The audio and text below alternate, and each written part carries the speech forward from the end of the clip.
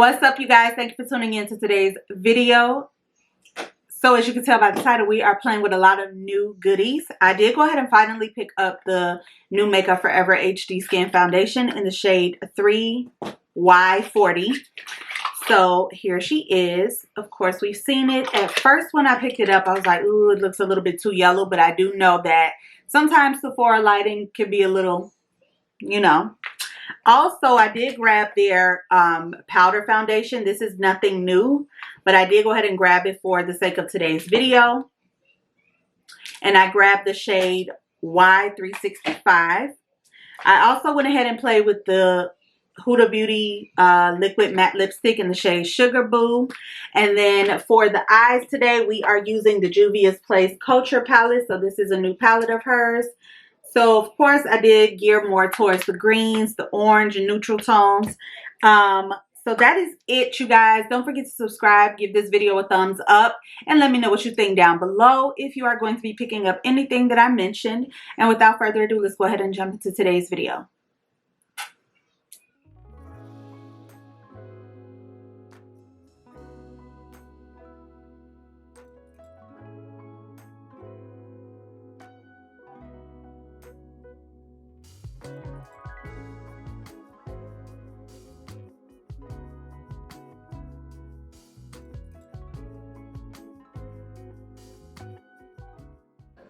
Okay guys, a lot of the brushes that I am using are from L'Oreal Los Angeles brush set, or also the Colored Rain brush set. I did mention these two sets that I picked up in a few videos back. I will try to point to every shade that I use, but this palette is so huge, so forgive me if I don't.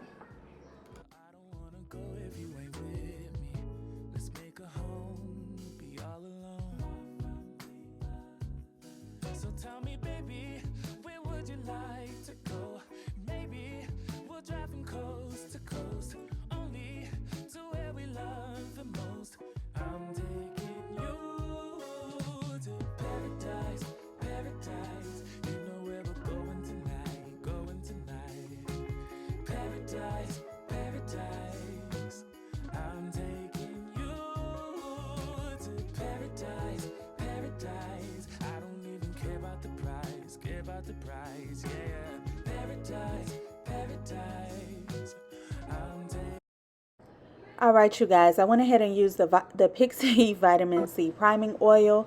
I also did go ahead and use my e.l.f. Power Gripping Primer. I think that's what it's called, but I did go ahead and use those.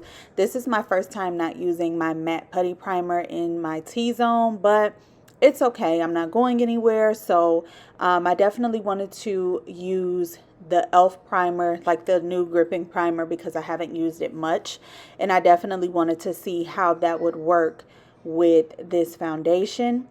And also, I am going to blend that out with the sponge today. I'm not going to do a brush for blending at all.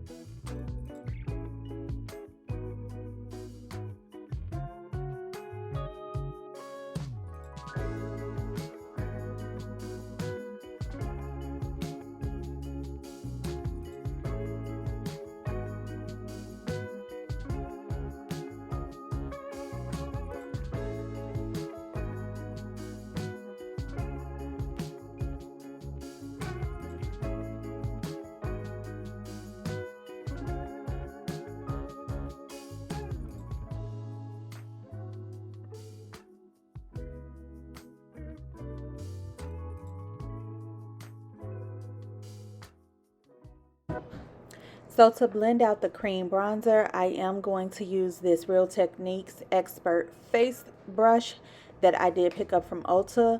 So I did notice that I dragged it down way too far, and I am going to definitely clean that up. But to be very honest, I really love Too Faced concealer, and I knew that, I mean, clearly it's still a concealer, but I knew for cream bronzing I would really love that.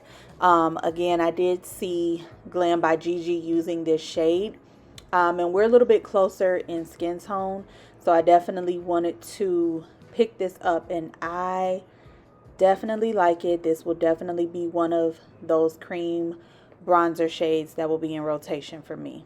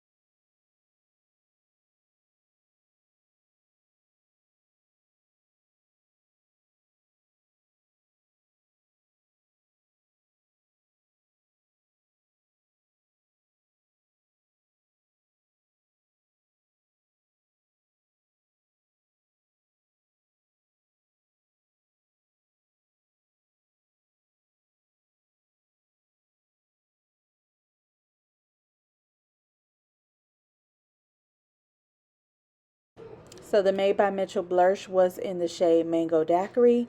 And then I'm going to go in with my Makeup Forever Matte Velvet Concealer in the shade 3.6.